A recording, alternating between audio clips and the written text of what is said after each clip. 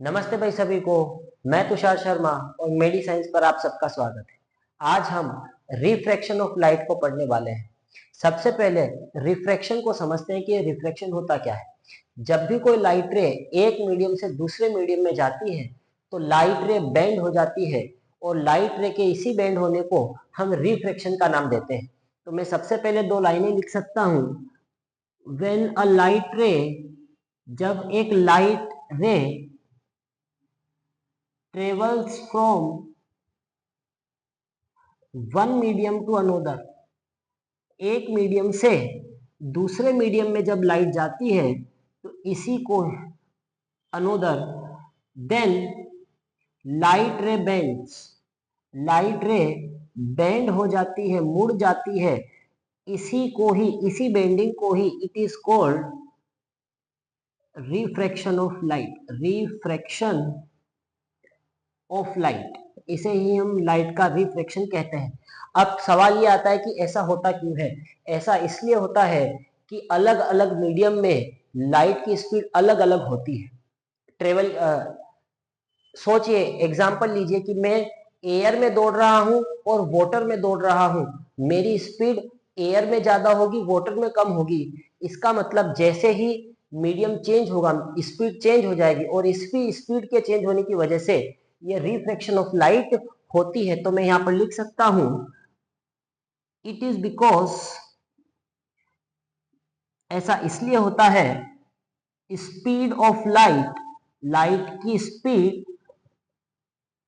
Changes in different medium, अलग अलग medium में लाइट की स्पीड अलग अलग हो जाती है, इसलिए रिफ्लेक्शन होता है। एग्जाम्पल की बात करें, एग्जाम्पल जैसे रिफ्लेक्शन, एग्जाम्पल की बात करें जैसे ये एक बकेट है, इसके अंदर वाटर फिल्ड है, पानी भरा हुआ है। अब कोई लाइट रे एयर से आ रही है, कोई लाइट रे एयर से वाटर में आ रही है। तो ध्यान से देखिए, एयर हल्की होती है वाटर के मुकाबले, तो हम एयर को कहेंगे कि ये रेयरर मीडियम है और वाटर को कहेंगे कि हम ये डेंसर मीडियम है। एयर रेयरर मीडियम और water denser medium.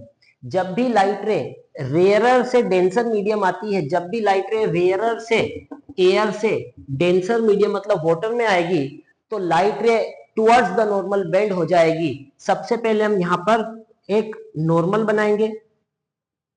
Normal perpendicular होता है।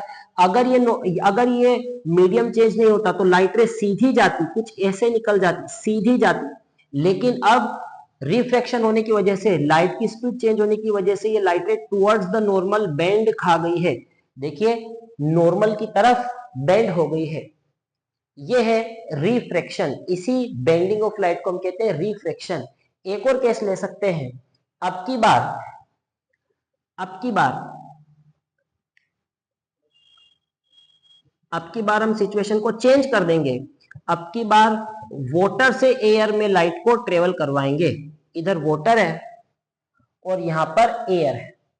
ध्यान से देखिए, एयर दोबारा से एक रेयरर मीडियम की तरह काम करेगा और वाटर डेंसर मीडियम की तरह काम करेगा। यहां पर अगर मैं यहां एक टॉर्च लगा दूं और यहां से एक लाइट रे को मैं यहां भेजता हूं, तो जहां मीडियम चेंज हो रहा है वहां पर एक नॉर्मल बनाएंगे। नॉर्मल परपेंडिकुलर बनाया जाता है, नॉर्मल बनाएंगे। अगर ये मीडियम चेंज नहीं होता तो लाइट रे सीधी चली जाती, लेकिन रिफ्रैक्शन की वजह से ये लाइट रे अवे फ्रॉम द नॉर्मल मुड़ जाएगी। अवे फ्रॉम द नॉर्मल कुछ इस प्रकार से ये चली जाएगी, कुछ इस प्रकार से चली जाएगी।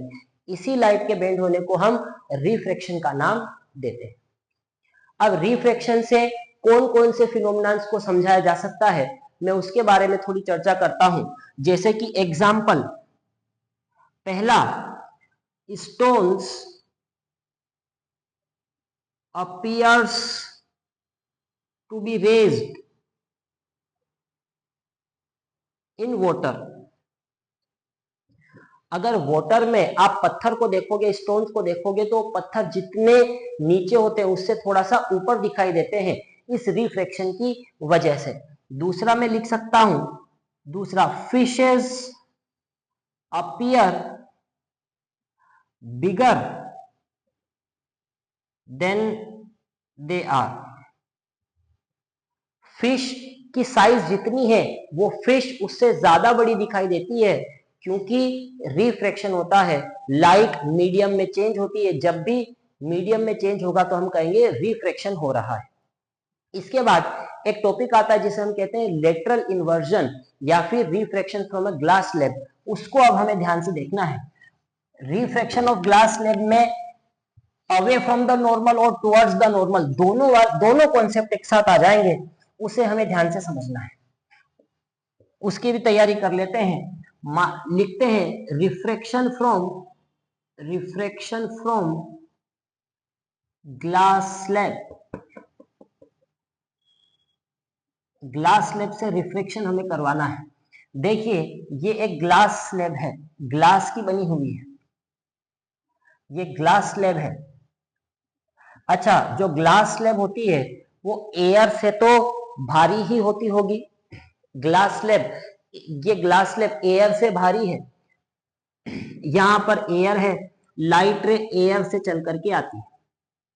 मान लेते हैं ए बी लाइट रे है, वो ए लाइट रे एयर से ट्रेवल करते हुए इंसिडेंट होती है। जहां भी मीडियम चेंज होता है वहां सीधे फटाफट से नॉर्मल खींचिए और लाइट को बेंड करा दीजिए, रिफ्रैक्शन करवा दीजिए। जैसे ही लाइट रे यहां पर इंसिडेंट हुई, रेयरर मीडियम से डेंसर मीडियम में लाइट रे जा रही है। एयर हल्की है, रेयरर मीडियम, ग्लास स्लैब भारी है, डेंसर मीडियम। तो रेयरर मीडियम से डेंसर मीडियम की तरफ हम जा रहे हैं। तो मैं यहां पर कह सकता हूं जब भी हम रेयरर से डेंसर जाते हैं तो लाइट रे टुवर्ड्स द नॉर्मल बेंड होती है। तो मुझे यहां पर अगर ये ग्लास स्लैब नहीं होती तो ये कुछ इस तरीके से जाती, लेकिन अब ग्लास स्लैब होने की वजह से टुवर्ड्स द नॉर्मल बेंड खा जाएगी। यहां पर नॉर्मल और इंसिडेंट रे के बीच का एंगल एंगल ऑफ इंसिडेंस और नॉर्मल और रिफ्लेक्टेड रे के बीच का एंगल एंगल ऑफ रिफ्रैक्शन हो जाएगा। अब लाइट रे जब आगे जाएगी तब इसे हम ध्यान से देखते हैं। जैसे ही लाइट रे यहां पर आई है, यहां पर फिर इस जगह पर फिर मीडियम चेंज हुआ है, फिर से मीडियम चेंज हुआ है, तो मैं यहां पर नॉर्मल बना दूंगा। ये देखिए कुछ इस तरीके से, कुछ इस तरीके से मैं नॉर्मल बना दूंगा। अगर मीडियम चेंज ना होता तो लाइट रे कुछ इस तरीके से जाती, लेकिन ये अवे फ्रॉम द नॉर्मल चली जाएगी। अब इसको मैं अगर ध्यान से देखूं तो ये है रिफ्रैक्शन फ्रॉम ग्लास स्लैब। ये आपसे डिटेल में पूछा जाता है डायग्राम के साथ, आपको वहां समझाना है एग्जाम में। दूसरी चीज, अगर ये ग्लास स्लैब नहीं होती तो ये लाइट रे कुछ इस तरीके से सीधे चली जाती, लेकिन ग्लास स्लैब के होने की वजह से कुछ इस तरीके से इसका रिफ्रैक्शन हुआ है। तो मैं कह सकता हूं अगर रिफ्रैक्शन नहीं होता तो ये पाथ ट्रेवल करती, ये वाला डॉटेड लाइन वाला, और जब रिफ्रैक्शन हुआ है तब ये कंटिन्यूअस लाइन वाला पाथ फॉलो कर रही है। इसका मतलब मैं कह सकता हूं कि ये जो डिस्टेंस है इसको ही हम कहते हैं लेटरल इन्वर्जन। Lateral inversion. तो लेटरल इन्वर्जन आपसे पूछा जाता है तो ग्लास स्लैब से लाइट रे कितना डेविएट हो गई या कितनी दूर हो गई, उसी को हम कहते हैं लेटरल इन्वर्जन। लेटरल इन्वर्जन समझने के बाद हमें दो लॉज ऑफ रिफ्रैक्शन आने चाहिए, रिफ्रैक्शन के दो नियम हमें आने चाहिए, उन्हें भी हम ध्यान से देखते हैं। Laws of refraction, laws of refraction, refraction के कौन से ऐसे नियम हैं जो हमेशा लागू होते ही होते हैं। तो लॉज ऑफ रिफ्रैक्शन को ध्यान से समझ लीजिए। दो नियम है। पहला नियम, मैं एक डायग्राम बना देता हूं पहले, ये लीजिए, इसमें ध्यान से समझने का काम करना आप लोग। सबसे पहला काम, मैं एक लाइट रे को बना देता हूं। ये लाइट रे जो एयर से आ रही है इसको बोलेंगे इंसिडेंट रे, और ये मैंने बना दिया है नॉर्मल। अब इंसिडेंट और नॉर्मल के बीच का एंगल आई हो जाएगा एंगल ऑफ इंसिडेंस। इतनी बात हमें समझ में आनी चाहिए। फिर अगर ये वोटर नहीं होता तो ये कुछ सीधी ऐसे चली जाती, लेकिन इस वोटर की वजह से टुवर्ड्स द नॉर्मल बेंड हो जाएगी। इस रिफ्रेक्टेड रे, ये वाली जो रे मैं इसे कहूंगा रिफ्रेक्टेड रे और नॉर्मल के बीच का angle of refraction, R is angle of refraction. अब इस केस में, इस रिफ्रैक्शन के केस में हमें दो लॉज याद होने चाहिए। पहला लॉ कहता है incident ray, normal and refracted रे तीनों एक ही प्लेन में लाए करती हैं। तो मैं लिख सकता हूं एंगल ऑफ इंसिडेंस, दूसरी है एंगल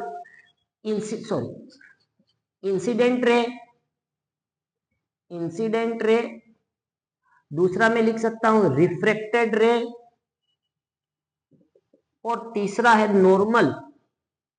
ये तीनों all lies in the same plane, ये तीनों सेम प्लेन में लाए करती हैं।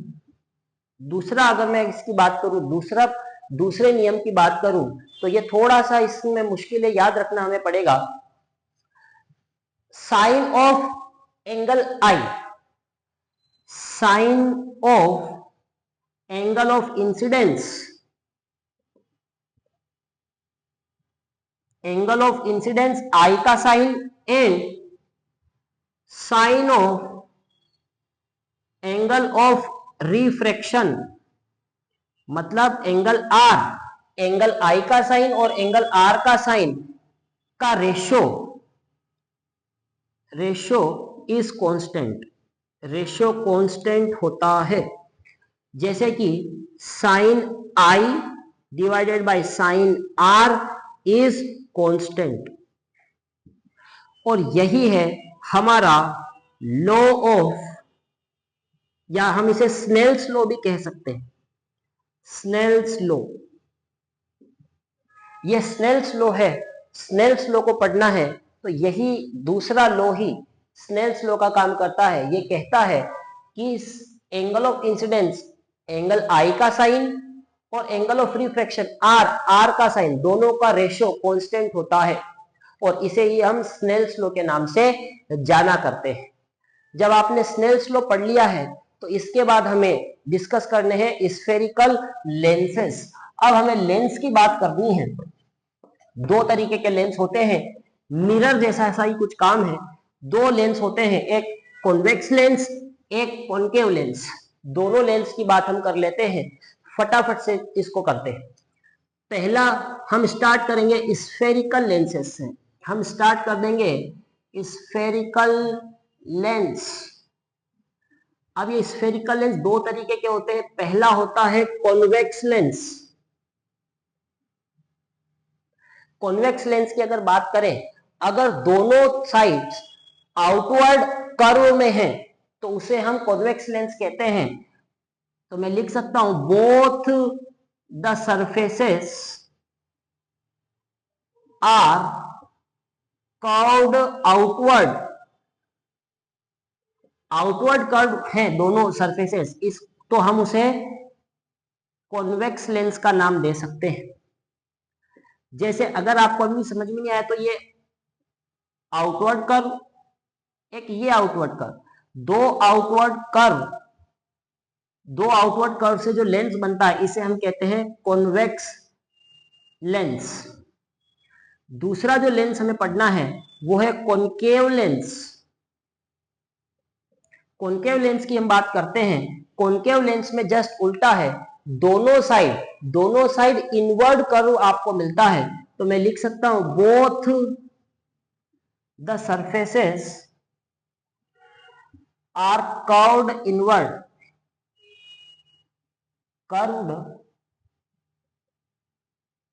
इनवर्ड,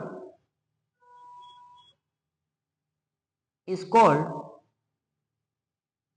कॉनकेव लेंस, इसे ही हम कॉनकेव लेंस का नाम देते हैं। जैसे कि एक इनवर्ड कर्व ये रही और एक इनवर्ड कर्व ये रही, ये वाला जो कुछ लेंस बनता है, ये वाला लेंस आपका कॉनकेव लेंस कहलाता है।